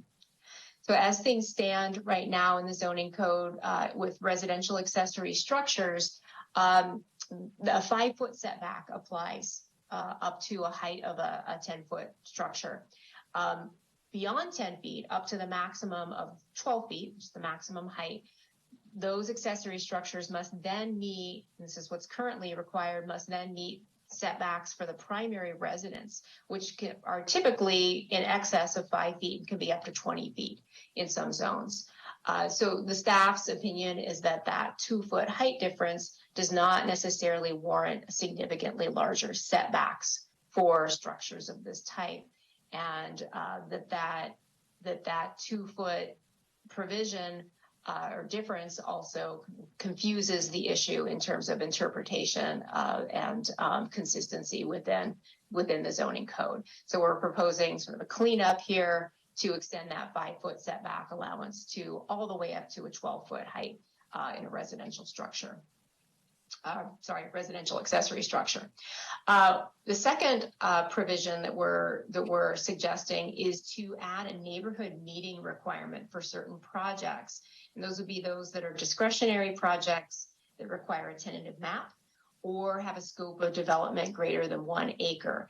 And those projects would require a pre-application neighborhood meeting to ensure early community input into these kind of larger, more significant projects that may be more impactful. Those types of projects would also trigger a project sign requirement that there'd be a project sign placed on site for at least 10 days prior to public hearings for such projects, so that there's additional opportunity for public notice of significant projects. Next slide, please. And that brings us to our staff recommendation. It's recommended by the Community Development Department that the Planning Commission hold a public hearing and consider a resolution recommending that the City Council adopt an ordinance amending the zoning code to facilitate local food production and urban agriculture. And with that, I'm available to take your questions. Thank you, Autumn, again. And let's go to questions from the commissioners. Do any of the commissioners have questions on what was presented? Okay, why don't we go to Vice Chair Hancock? Just made it there before Lisa, I guess. I would have been happy to let her go first and things. But I guess my sort of, just to clarify and be clear, so for the new market garden, for anybody who was looking to be educated about plants, grow some plants, and sell some crops. I mean, but crops is a very general word as I understand it, but they wanted to grow some plants, whether it be tomatoes or some herbs or anything, and then wanted to explore how to be innovative with it, to trade and sell it to neighbors. It could be kids. That's usually what a lot of encouragement is for kids. That could include some chickens. They can, in looking at the zone, they can do that without really any, it's a permitted use, Yes. including having the garden stand on all zones is the way I read it. Yes, that is correct. And that the expectation here, the definition is that there's got to be a primary property on there. So this is a secondary use. Essentially, it's going to be something that is a hobby for people, has to be classified in some way. Well, they've got to have their main property. So just wondering what the thinking was to say that, and I agree, you know, we do really want to be careful on noise, but why are we saying that they've now got to do it on a weekday rather than any 3 days of the year that they could bring or stage this equipment to be there? One of the councils and a lot of the community members who spoke on this topic, you know, one of the major concerns was noise from big equipment. And so, you know, our reasoning is that it is reasonable that there be some larger equipment on the property, maybe 1, 2, or 3 days out of the year to do, you know, tillage or what have you, that needs to infringe as little as possible on the nearby residential uses. And so containing that to weekdays seems reasonable, allowing people the quiet enjoyment of their property on the weekends. You know, that's really where that was coming from. Thank you. Commissioner Moore, go ahead. I have a couple questions. One of them is on page 84, where it's produce stands.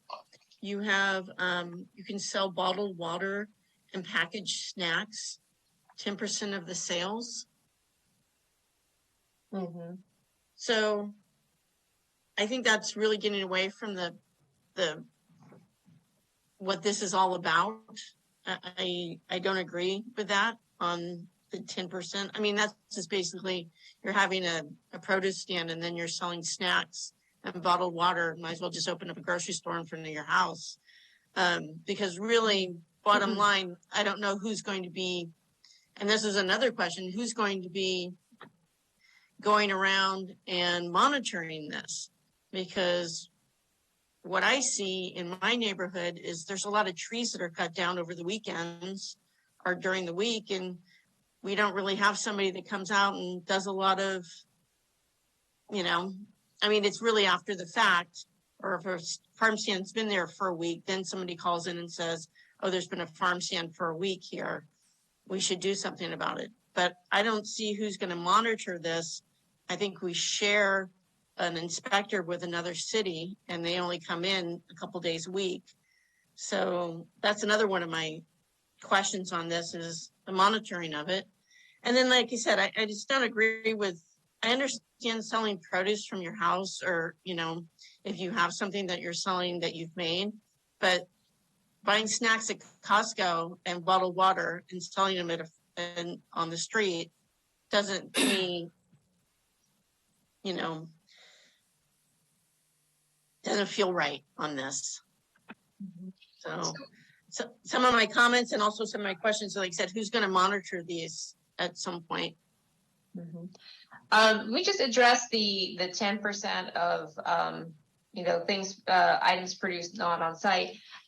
Currently, there is no standard in that regard for produce stands. So this is actually new. I mean, as I read the code now, a produce stand that's allowed actually doesn't even have a limitation like that. So this is attempting to insert some quality control over that. This is modeled on language that the County of Sonoma, that specific piece, that's language from the County of Sonoma, in terms of how they, you know, they ensure a certain standard of quality at their at produce stands that are allowed within the county.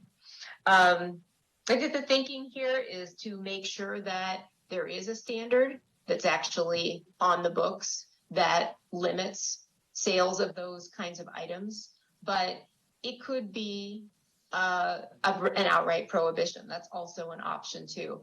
I think the idea is, particularly with the produce stands, which can be up to 400 square feet in size, you know, they have a little more floor area. It gives the opportunity for the proprietors to have some additional items that incidentally might be of interest to people who are there at the produce stand, primarily buying produce. Related to the monitoring. So like many code related issues within the city, this would be really kind of incumbent on the neighbors to keep an eye on what's going on and really sort of nuisance oriented. So to the extent that one of these gardening or farming operations is not towing the line and they're creating a nuisance, then they would report that to the city and the city would follow up with a code enforcement action. And it looks like there's another question from Vice Chair Hancock. Go ahead. Yes, thank you. Well, partly to sort of follow up on Lisa, because I agree in principle with what she's saying, but with some wording, and I'm just, this is a question that we maybe can discuss later on, but just to get your input on it, wording more that's appropriate, such as Girl Scout cookies or something else that is defining that limit, first of all, the 10%, but it could be, you know, an outright prohibition, but it could also be some other, somebody's done some herbal oils that somebody else is doing down the road. Would that be, is there some language that we could use there? Do you think that would be more of a community? I'm thinking of, you know, that these when the table goes out, it's not strictly commercial. It's more of a community connector. Yes, there's a box that's there, and you know, I mean, my neighbor did something, put something out, not knowing anything at all, but somebody walked off with this box. They sort of said, just pay for it as you want to. And then the box walked off. It actually came back a day later on, so we don't know what was going on there. But something since it's a community connector, I mean, I see it as a community connector. Could some other language be used? So that's my first question. That's just a follow up there. And then the second question, really, which was, sorry for I forgot to ask this in previously, was in terms of somebody who's graduating to a bigger sort of process and fits into the agricultural side. From the way I'm reading this, they would then apply for a use permit. And the use permit is currently $4,369, I think, if I looked it up. So they would then get half that value. So two questions in there for you. Mm-hmm. Yeah, let me address your second question first. So yes, you are correct that the fee would be cut in half. And one thing to keep in mind, though, is that say a person does want to sort of step up to the next level and do crop production, which would have fewer constraints on the size of the operation, they would still need to be in the appropriate zone.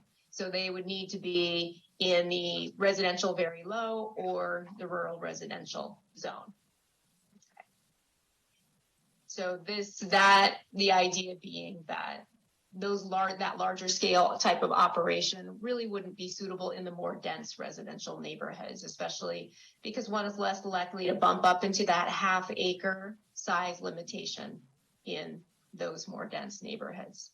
So, and I'm sorry, Commissioner Hancock, I might have lost the thread on the sales. Well, then I'll just rephrase it again. Is there a more so given that we want to do either prohibition or the 10% idea of just defining that there might be something that's extra, but it's really about the produce that comes from the land there. Is there more appropriate language that could be used suggesting more of a community?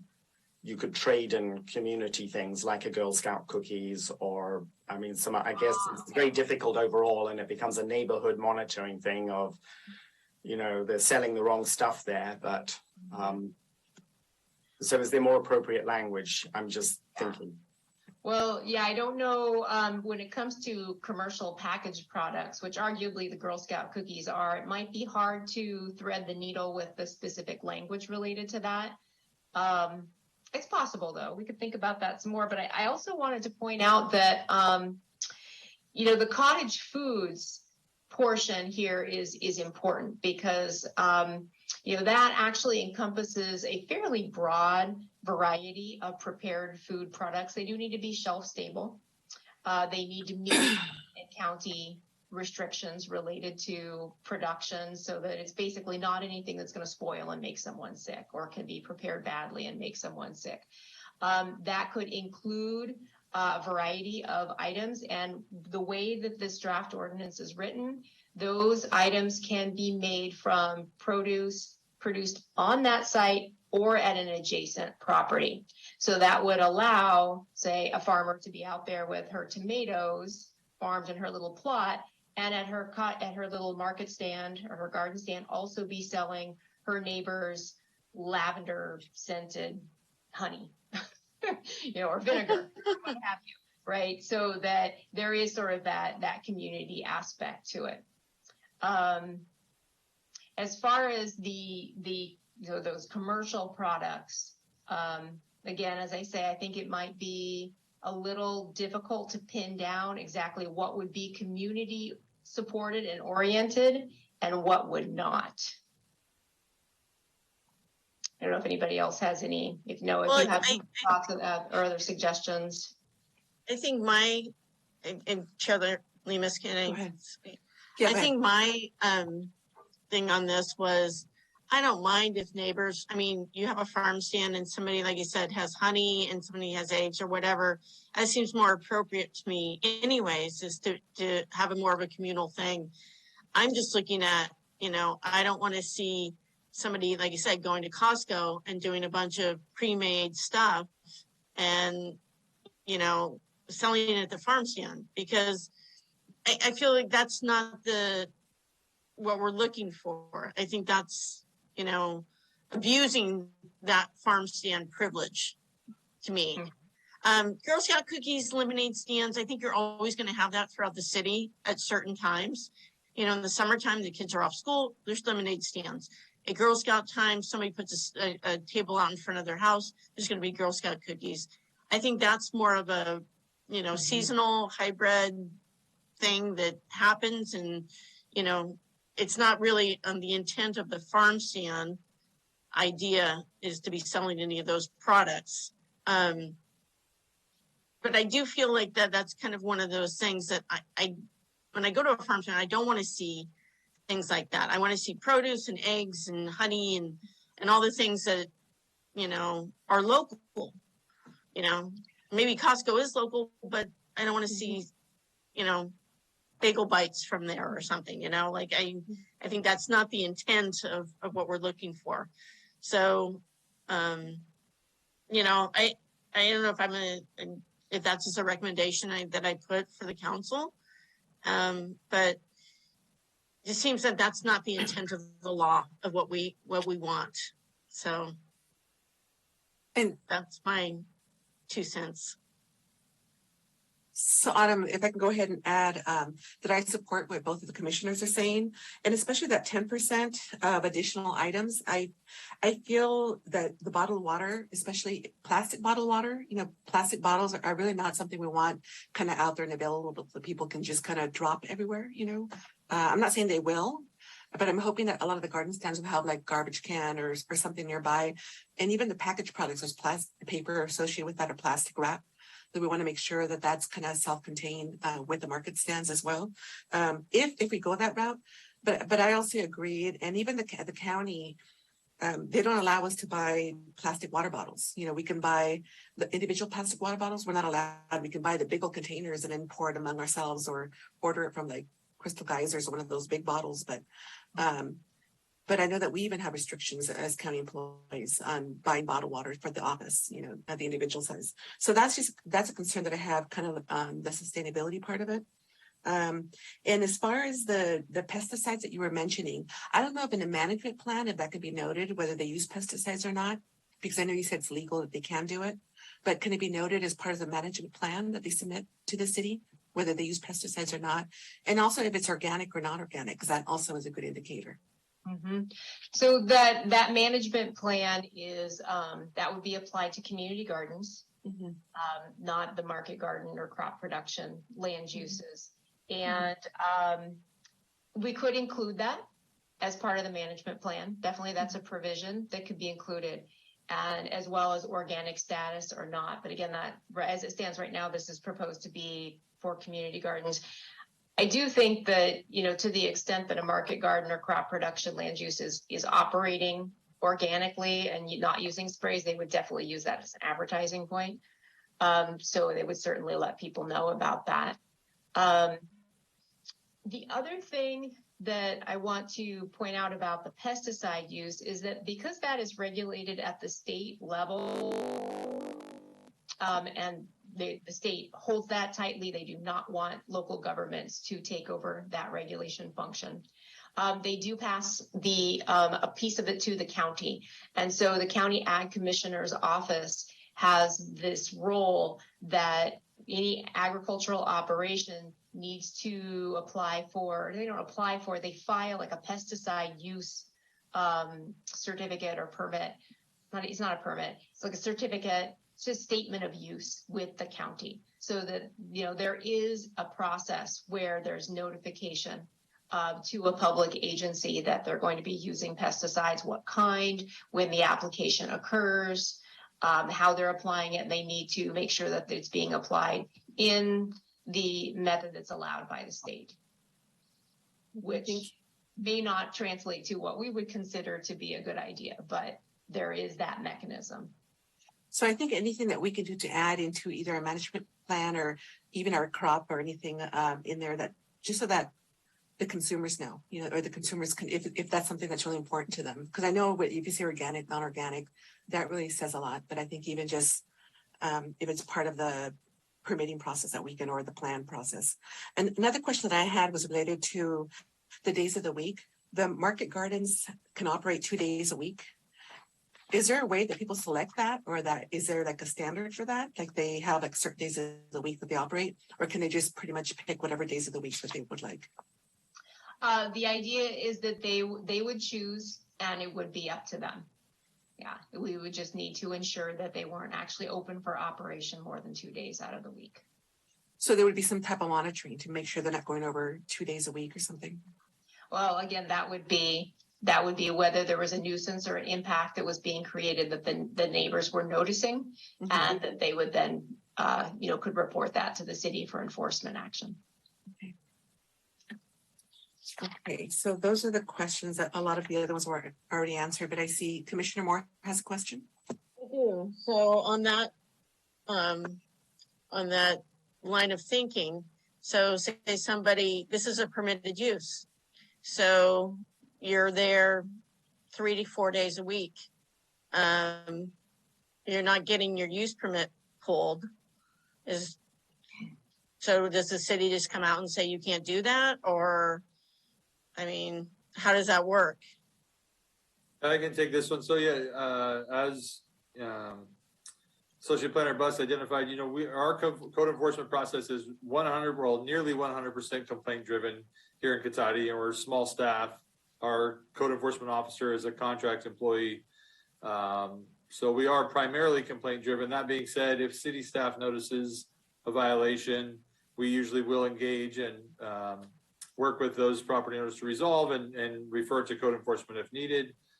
And in this situation, we would engage with them, and we would have the ability to write citations to them, similar to parking tickets. So that way we could get very quick responsiveness. And if people, in our experience, if people are resistant to complying, then we have what's called an administrative hearing process. We have a neutral third-party attorney who comes in and acts essentially as a judge, where we present our side, they present their side, and then the city gets a judgment oftentimes, because we only do that if we have documented consistent violations. And then that judgment can actually be leaned on folks' property as an enforcement tool. Generally, we don't go there, and we don't have to go there, because these kind of ratcheted up enforcement mechanisms generally are successful in getting compliance. But I will say, to your point, Commissioner Moore, Cotati has not always had that. We've only had that since about 2019. We updated the enforcement code to allow this mechanism. And so I know historically it's been a struggle to really get effective enforcement here in town on certain issues. And I would say we have made a much more robust process in the last few years. Thank you. I appreciate that. I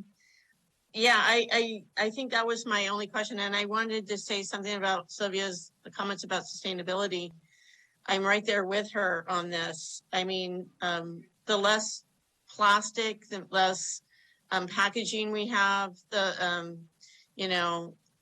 obviously, 3 streams at every, farm stand would be my cup of tea, compost, recycling, and garbage, and to make sure that those are done properly. So, I don't see any of that in any of this.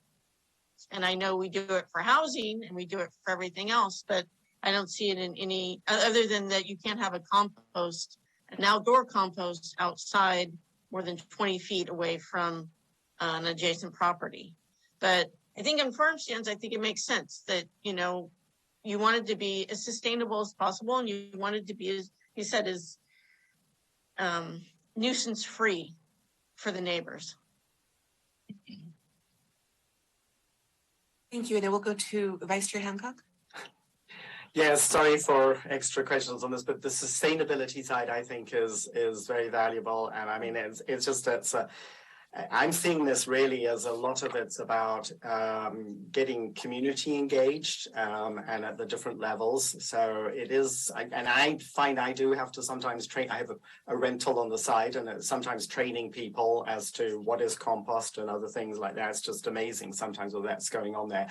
But but on that, I mean, the sustainable side, I was looking through this again. We've got 2 days that we're allowing to sell, but if you pick some zucchinis, how long do they last? I mean, if you've got 2 days and then you got it open, and then you pick your zucchinis. Now you've got to wait 5 days before you can actually put them out there. The same with tomatoes. I mean, I'm usually eating my tomatoes within a couple of days. Pumpkins definitely last longer. So, do we have a sustainability issue with 2 days a week? It's fair to say we need to have that stall removed. That's the whole purpose, that it be temporary on some day. But would it be better to say that it's got to be removed at least 2 days a week for when there's a lot of produce around? I mean, otherwise you can end up with putting stuff out there and then it doesn't sell. And now what are you going to do with that? I mean, that is a farming issue. But so maybe this is a discussion later on. I mean, for the council, for the planning commission to actually do, is 2 days appropriate for having the stall out there? Technically, it's really only on the seasonal basis. When you have a lot of produce coming in, you suddenly want to share it. But so anyway, sustainability issue on that. But I don't know whether there's anything that the staff can add, but thank you very much. Okay, thank you so much. I don't know if staff has anything to add, otherwise we'll go to public comment. I just want to, to really emphasize again that one of the primary concerns that we heard related to urban agriculture activities was impacts on residences. And so the thinking with the 2 days a week is just to really kind of create more of a container to minimize the impacts on nearby residences. And I will say I didn't make up the 2 days myself. I stole it from Sacramento. Their standards for urban agriculture uses, which are usually held up as a great standard in a lot of ways, was also 2 days. But that's certainly something we could mention in our report to the council, that there was some interest in whether that actually served the proper, the timely moving along of fresh produce. That also might create gardening relationships in a community, where maybe one neighbor has it, on one day and another neighbor has it on 2 days later, so they can kind of share the time, and if someone has zucchini that they didn't sell, maybe their neighbor is willing to sell it for them. So it'd be a good way of kind of building those kind of relationships too. Just a thought. Okay, so let's go to public comment. Is anyone from the public? To our attendees tonight, please use the raise hand icon to speak, or if you're dialing in, use *9. Jenny Blaker, go ahead. First of all, I'd like to just completely agree with everything that Lisa and Sylvia, all of you actually said about the water bottles and snacks. That really seemed very counterproductive to what this is about. And I would support the idea of it just being cottage foods grown on that land or adjacent land, and also avoiding things like plastic water bottles and snack wrappers, like as you said. I'm all for organic farming and trying to keep everything as organic as possible, but I do have a concern because I know that it's very expensive and time consuming to get official organic certification, and that many people who do farm organically may not be able to afford that, especially when they're just starting up. So I'm a little bit concerned about whether defining something as organic means that they have to get the official organic certification, or whether they can just state that they don't use chemical sprays and pesticides and that kind of thing. The other thing I was concerned that this is supposed to be about facilitating local food production. And I'm wondering how many people who would actually be wanting to do market gardening or have a community garden in Kotati have been consulted about what works for them. Because it seems to me it's very restrictive. Things like saying 2 days a week for something, or 3 days a week for something, or 9 a.m. to 5 p.m. This is only something at a hobby level. I imagine a lot of people who want to try this may be working full time from 9 to 5, 5 days a week, and only able to get out and work before that or after that or at weekends, or it just seems very restrictive to me. Also, the half an acre for the market gardening. And I don't really understand why the farm stand has to be put out of sight. It seems from a realistic point of view. Also, I was thinking about keeping produce fresh. You know, if you're selling eggs, you want to sell them while they're fresh. If you're selling lettuce, say, you need to sell it while it's fresh. And if you don't, you're going to incur a lot more costs with refrigeration and cooling and storing until the next day you can put out the farm stand. And then if you can only put out the farm stand, say on Tuesday and Friday, does that mean those are the 2 days you harvest your crops and clean them and put them out for sale and do everything on those 2 days? It just seems to make it very difficult, I think. But I would really like to have heard more about it from the people who propose to be doing this, if there are any. Okay, thank you. That's it. Thank you. Any other comments?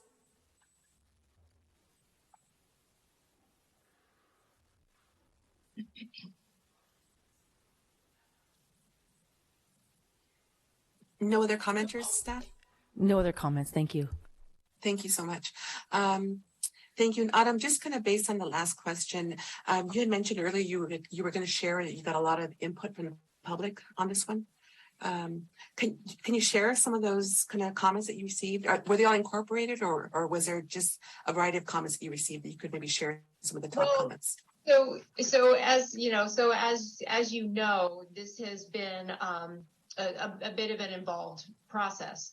So we are bringing this, this very revised ordinance forward. At this time, the previous version of the ordinance was quite different and, farther reaching in some ways, but less so in other ways. It was really focused just on the RR and the RVL zones, particularly, without looking at other residential districts. And there were a number of concerns from the council members and from a number of members of the public about those potential impacts. There was also a lot of support and people saying, we would really like to see this allowed. We'd like to see more urban ag allowed in the other residential districts. So it was really, kind of both sides of, of the coin, really. And when the city council had its public workshop in June, it was really very much the same. A lot of, and this was, a lot of these ideas came out during that workshop, but there were really a lot of concerns about the impacts, a lot of concerns about visual and noise impacts, and then a number of people who came out and said, I'm a small farmer and I would like to see this go further. So we're trying to kind of meet both, trying to kind of find something that's sort of the sweet spot that's going to work for Cotati that meets all of those competing and varied interests. And, there seemed to be a lot of support, though, for this idea of these small scale gardens and small scale garden stands. Generally, there's a lot of support for the idea of being able to set your produce out there in front of your house and be able to sell it. Okay. So, we think that the interest is there. Okay. All right. Thank you. So I'll bring it back to the commission before we make a resolution, just to make sure there's no other clarifying questions or comments that you had before we go to asking if someone wants to make a resolution on this one. Or make a motion. I just have I had one other question. Okay. So you have a farm stand and you have produce there and you sell it to somebody and they get sick. Maybe there's something, they haven't washed the produce properly or something like that. How does that work? Because I've just never, I usually, Oliver's has certain standards. Going to the grocery store, there's certain standards when you buy produce there. I know that it's washed and held to a little higher standard than a farm stand. So how does that work? I just have a question on that. Yeah, so the state of California has standards that are applied to, they call them community food producers. And those would be, so those standards would be applicable to kind of this set of people who are working at this small scale. And, you know, those standards include, you know, how the produce should be handled, you know, cleaning, presentation, what have you. So there are those standards out there that, you know, we would expect anyone who's actually attempting to be in business selling their produce, that they would be meeting those standards. And But it's not in our ordinance. No, and those standards, they translate down to enforcement at the county ag commissioners level. Okay. Yeah, we could, I think it would be entirely possible. So we do actually, when we talk about the cottage foods, we do specifically reference the cottage food law. We could include a reference here in addition to meeting the standards of the community food producers law as well.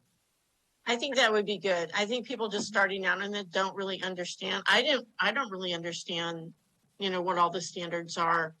I had one other question too. I mean, so you're selling produce from your house a couple days a week, obviously taking cash in, and does that create a whole thing of a business license in town? Or, I mean, once you start to get into this thing where you're now a merchant basically, and you're selling produce, I mean, somebody could be doing this 2 days a week for all year long. How does that work? They need to have a business license. Okay.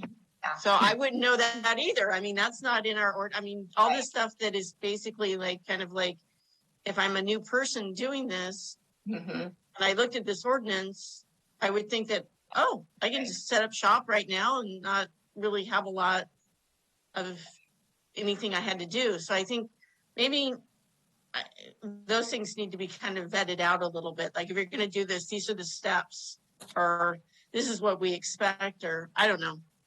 So it just seems like for me as a lay person who's not a farmer, and I should say I am a farmer because I always have a garden and I always have things in my garden that I give away, but I wouldn't know any of those things. Anyways, it was just a comment on that because that's great. Actually, that's a really excellent point. And what we're envisioning, you know, at the staff level is that if this ordinance is adopted, that we would develop an information piece that would be available to the public. You know, we put it on the website, we would disseminate it to the public in whatever other avenues are available to us. And this would actually be true of the WUNRF as well, that, you know, we would have a how-to information piece that says, you know, so you want to engage in urban ag in Cotati, here's what you need to know. You know, the same with, so you want to develop a project in Cotati, let us tell you about the basics of the WUNRF requirements, you know, if those are adopted. So that, you know, that would, I think, would be incumbent on the city to make sure that that public education piece happened as a follow-up. The other thing is that just because a use is allowed by right in the zoning code doesn't mean that the person engaging in that use, it doesn't mean that they just get to do whatever they want. They're actually required to come in and get zoning clearance from the city. So in a perfect world, they would come in and talk to us and find out what the requirements are. And then we would be able to say, okay, these are our urban agriculture standards. Here's your performance standards. And by the way, you need a business license. We don't necessarily have a mechanism to proactively take that out into the community. It kind of dovetails with what Director Hausch was saying about the code enforcement. You know, we don't have that proactive mechanism, but that is actually the way that it's supposed to work, that anybody engaging in a use of land needs to be checking in with the planning department and be told what the rules are. Okay, thank you. Appreciate that. Okay, thank you. And Vice Chair Hancock?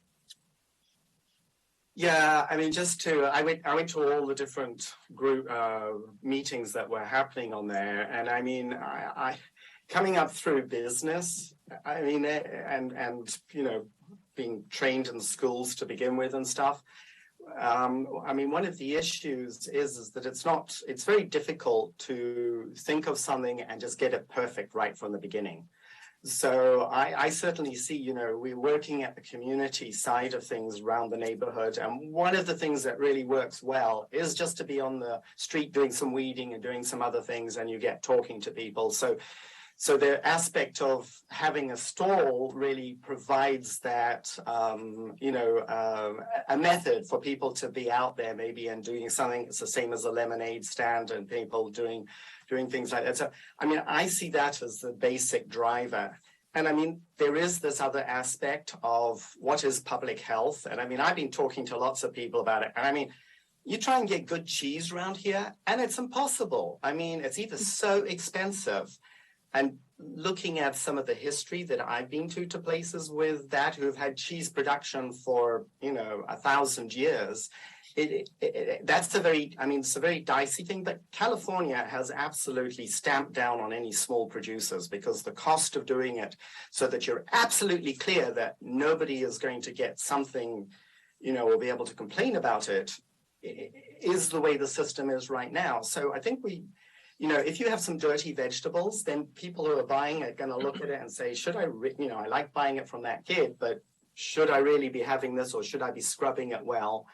I do think, there's an evolution, though, in that somebody's out there selling some vegetables and somebody's saying, well, have you cleaned them? How do I know I'm not going to get sick from this? So it's this community aspect that it allows. I think that's really where I'm seeing a big benefit is. I mean, yes, on paper, we have a lot of these rules. And I think as somebody, if it's a kid who's moving into it and trying it for a couple of years, well, are we really going to require somebody who's 10 years old to come up with a license?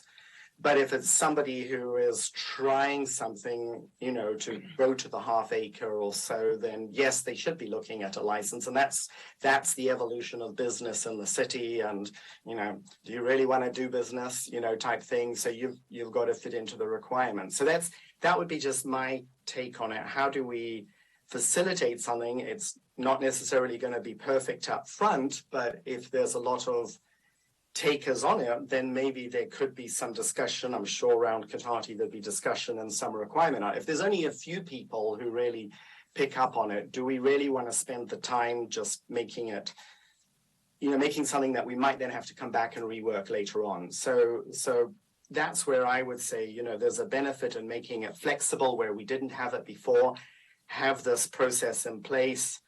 I do think it's very restrictive in some ways. I went around to those meetings and all I can say is I heard a United States of fear out there. There's like all these things that could go wrong, but how do you cultivate a little bit of people learning how to do it right? So, I mean, I sort of supported where it is. I'm a little bit like some of the bits are restrictive. I do think we'd be a benefit to flag to the council. Can we make the times? We want to keep it so people have to take it off the road periodically. It's not permanent, but is 2 days the right number? I mean, I'd like to raise that and forward. But anyway, that's my Thank you. conversation there. Okay, thank you. So would someone like to make a motion and a resolution with changes? It sounds like there was a few things we wanted to look at, like the 10% of additional items. And maybe looking at some of the times. I think that was something we wanted to recommend to the council. I'd be happy unless I did the last one. I don't know whether Lisa wants to do this one or I think your mic's off. Sorry, I'll do a resolution. I'll do the resolution of the Planning Commission of the City of Cotati recommending that the City Council adopt amendments to Title 17 Land Use of the Cotati Municipal Code to support urban agriculture by amending Title 17 Land Use Sections 1722-020, allowable land uses 1736-050, parking and lodging, number of parking spaces 1742, .040 animal keeping, 1742, 13 outdoor displays and sales, 1742, 160, residential accessories units and structures, 1760, 040, application preparation and filing, 1762, 030, limited term permits, 1788, 020, notice of hearing, and 1790, 020, definitions, adding section 1742.220, community gardens, 1742, 230, marketing gardens, 1742, 240, urban agricultural standards, and changing the zoning of 175 West Sierra Avenue, the Veranda Lady Ranch property, from neighborhood low density and L to open space recreation OSR. Included in that would be the elimination of the 10% and no water bottles. And what was the other thing, Sylvia? I'm blanking now. Changing the 2 days of looking at the 2 days. I would say 2 days of no stall. Yeah, so considering 2 days of market garden, whether that's the right days, 2 days a week, and also looking at pesticide versus pesticide use in the management plan. So including those as discussions with planning commissioners, those 2 items to pass on to discussion for the city council. Okay, thank you. Okay, so if staff is okay with that, then can we go to a roll call vote? Did we had a second? Oh, sorry. Okay, I guess I'll second it. thank you. Commissioner Moore? Yes. Vice Chair Hancock? Yes. Chair Lemus? Yes. Okay, thank you. Thank you for, again, another full discussion on this continuing item. Okay, so next item will go to reports by staff. Thank you, Chair Lemus. I just want to identify that city staff does anticipate the draft housing element to be published for the 30-day public review. Ideally this week. I think we're going to be able to get it out this week.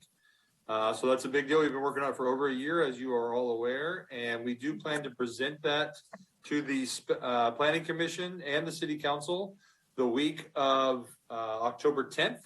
So we did get a quorum for the special meeting to be held on the 10th. That'll be in place of our normal other 2 Planning Commission meetings. So we will consolidate those into one special meeting on the 10th. And we will present the draft housing element. It'll primarily just be a mechanism to raise awareness in the public because, we've been working with the commission and council on that document for a long time, but we really want to motivate and inform members of the public to let them know that document is available during that time period. And we'll present it to the city council the very next day at their regular meeting on the 11th. So just be aware of that. And then briefly, staff occasionally sends out notifications for training opportunities.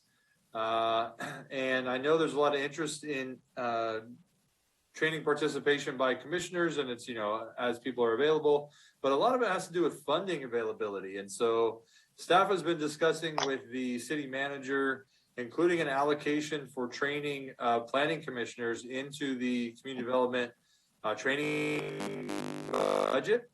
And just so you know where we've landed is, we're not able to send all commissioners to like the APA conference, for an example, but we would like to make that available to the commission. But one struggle that I've had is, how do I notify the commissioners as a body of 5 individuals that training is available, but only for 2 of you, as an example.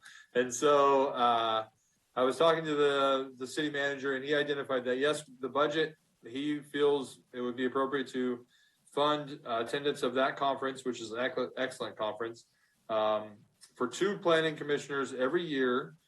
However, we need to figure out the hierarchy of how that will be allocated. And so what staff is proposing is to offer to the chair and the vice chair as a first come basis, and then go down in the hierarchy of seniority, basically on the commission. if the chair or the vice chair were not able to attend the conference. Just so you know, some background on APA, the conference usually goes back and forth between Southern California and Northern California year over year. This year it's in Anaheim. The attendance to the conference is usually about $500. They do offer somewhat of a discount to commissioners. And then the increased cost is typically associated with the travel and then the lodging and meals while you're in that remote destination. Sometimes it's going to be more expensive, like if it's in Southern California. Sometimes it will be less, like if it was in San Francisco one year, it's been in Sacramento.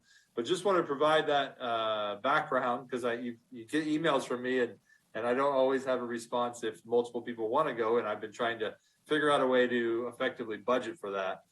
And so if the commission is supportive, staff plans to incorporate adequate budget for 2 individuals, commissioners, to attend the APA conference every year, offering it to the chair and the vice chair with first priority, and then secondary priority would be to commissioners based on their years of service on the commission.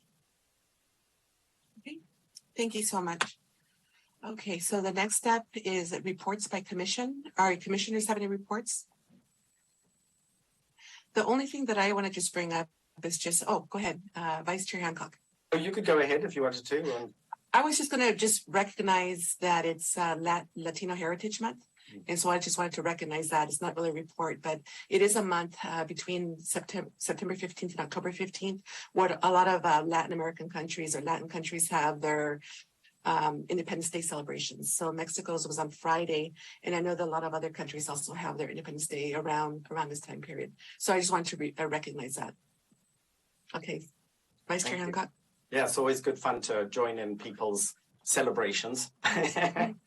Last weekend there was a creek cleanup, and my wife Jenny organized most of it, but I joined in with doing the creek, and actually went down to the area that crosses with the Laguna de Santa Rosa and crosses under the Highway 101. So we pulled up a lot of combination of new garbage that was around there, because we've been doing this not reliably every year, but every year we have been getting out there to some degree, and there's still a lot of cans. There's a muffler that was thrown in there. And this was around the Gravenstein Bridge, so we're really only working on from the pedestrian bridge just north of East Cotati, down to the bridge, down to Highway 101, Commerce Avenue. So there's still a lot of stuff that's going into the creek. In the end, it was probably about 10 bins worth of stuff if it could have all been caught into that. But there are people who are living at the north end of the bicycle path, and I guess that's something that SAFE can be involved in. Did find a tent that was right under the middle of Highway 101. So there's the channels in there are about 15 feet wide by 10 feet tall. We left that. We didn't, it looked like it was somebody there, and I also identified that to the dispatcher, Cotati dispatcher, and hopefully they passed it on to the SAFE group. But there was a lot of stuff that came up. We had about 15 people that joined out there, including our neighbors who got triplets. They're about 16 years old, so they were there. And I think the youngest was about probably 4 years old, who came out for a bit. I don't actually know whether he made it. His parents came out, but he might have made it for a short period of time. So it was a good 3 hours of work in the creek with about 15 people from all over. Thank you so much. Okay, so no other reports. We'll go to staff and see. Is there any items received after the agenda was posted today? No items are received after posting. Okay. Okay, so with that, then we'll adjourn the meeting for today. And thank you, everybody, for being here. All right. Okay. Thank Have a you. good night. Thank you. Good Good night. night.